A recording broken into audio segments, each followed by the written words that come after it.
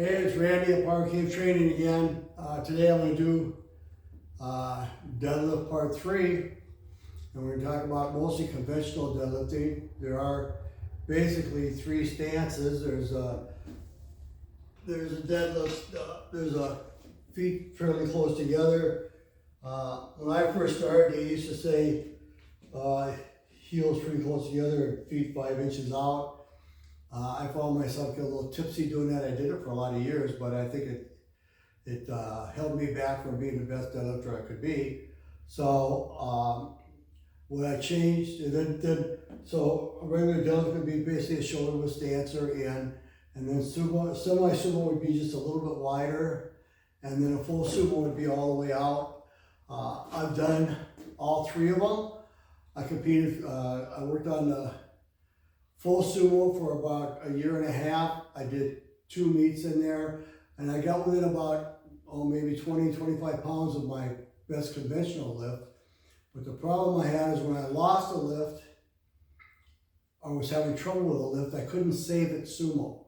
I couldn't muscle it up. I can muscle them up conventional. Now, if it's my last lift of the competition, I want to be able to muscle that weight up. I'll pay the price for having a sore back or whatever. So, gripping it, some people grip them wider than I do. You can use a double overhand grip. You can use a mixed grip, which I use. But a lot of times people will have their hands way wider. It's almost like they're doing a semi-Olympic lift, and that just pulls me way out of my track when I'm trying to deadlift. So I stay away from that as much as possible. But mostly I used to, the reason I went from being fairly close together down here is I wanted to get closer to my squat, which would be about here. So I kind of get the benefit of both those exercises helping each other if I do it that way. I grip the bar fairly close, just inside, just so both my hands are on the knurling and not on the smooth part. That's how I grab it. The biggest criticism I get is my form. And there are people that have rounded their backs. My grandson, when he first started at 9 years old, did his first world competition, he was pretty much of a rounded back, but his back never got more round as he pulled. It stayed right there, and he pulled up. And I had people tell me, oh, you can't put this kid on a platform, he's gonna kill himself. Well, he's won 2 world championships, was best lifter the second time, at 10 years old. He won best lifter in the 12 and 13-year-old division at 10 years old. He'll be lifting with me in the next meet, and he'll be pulling probably now over 400, but now he's switched to sumo because he's grown so much. He's 6'7", so it's a little harder to do conventional. For me, I used to be 5'9" and a quarter. Now I'm 5'7" and a quarter. So I've lost a couple inches off my height. So that makes it harder for me. My arms have stayed the same. So to get down to the bar, I don't have to go as far because I'm shorter. So if I want to get my hands in there and lock them like I used to, push them way up, then I can't sit back. I'm down too far, and you can't squat pull deadlifts from a squat position. It's about a quarter to a third of a squat, and that's all there is to it. So what I try to do is pick a spot in front of me usually I'm looking at the head judge, or if he's down on the ground, I'll pick a spot out in the audience, and then what I try to do is push my butt back, and then my hands go right around my legs. If I do it right, I could pick up the bar without looking at it, and then have it over the middle of my foot. I'm digging my feet into the ground like they're spiked in there with somebody pounding a nail on my feet in there, and then I'm gonna drive my feet through the floor, and I'm gonna squeeze my butt. And the problem with off the floor, it's really hard to squeeze your butt right away. Not till about here can you really torque it in. So push it with your legs, and that was one of the suggestions I was given. I've been using it, and it does help me get into position a lot better. I do round my back more because it's harder to get to the bar now. And everybody can complain about everything until they're there. But I challenge anybody to do 100 meets.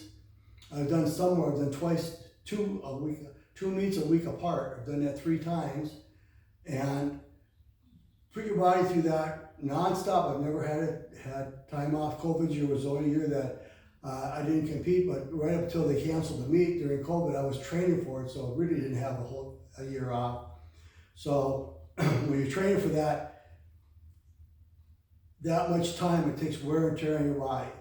Slowly wearing out. I was doing 4 meets a year, 3 regular and 1 specialty for the first probably 15 years of lifting, and then I moved to 3, and then 2, and now I'm doing 1, maybe 2 if the great conditions happen. And so with that, what happens with the little injuries and nicks and tears, you don't always have perfect form. Not anybody that I've seen, very few have absolutely perfect form. We all have body flaws, we all have different length legs, different leg arms. Long arms are better for a deadlift, mine are short.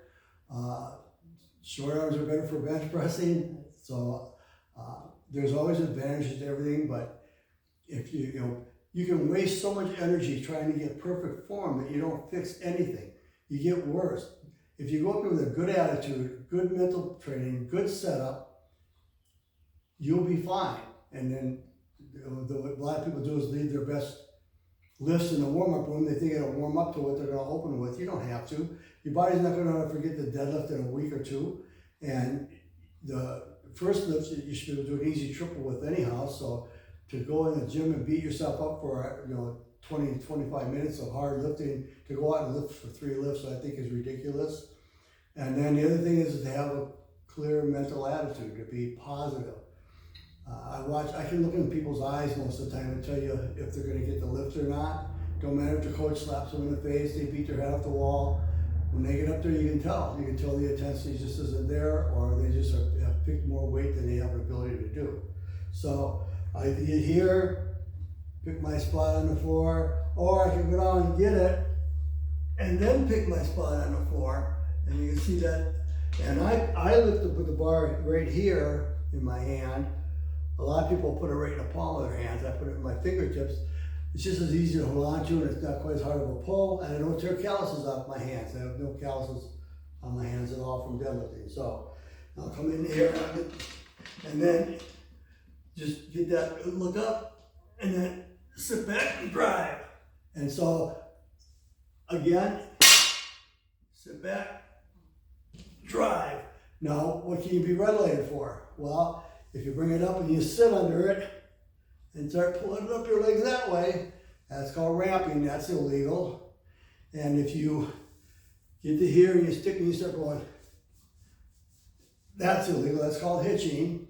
If your shoulders are not upright, they have to be way back here, but they can't be bent forward yet. They'll wait for that to get fixed. If not, they'll tell you to set it down and you won't get the lift. So I'm going to finish with the fact that my biggest complaint in competition is the rules have gotten very lax because everybody wants to have the best deadlifters or the best benchers. And I watch people that in squats don't go down to parallel. I've watched sumos where they're supposed to lock their knees. So when you get to here, that those knees should be locked, not like this, like that. And people allow that all the time. And then it's frustrating for the people that I teach, that I push for perfect technique. I don't want you guys cheating to get beat by somebody that did a crappy lift. So those are the things you can be red lighted for. Not waiting for your commands, and the only command you get in deadlift is down.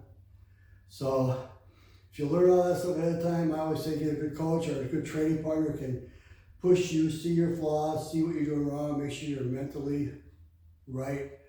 You'll have a good time deadlifting. So next time on the deadlifting, we might just show a bit of more workouts. I've been putting my workouts on the shorts and on here. If you want to see the longer versions, I'll start taping those. Just let me know.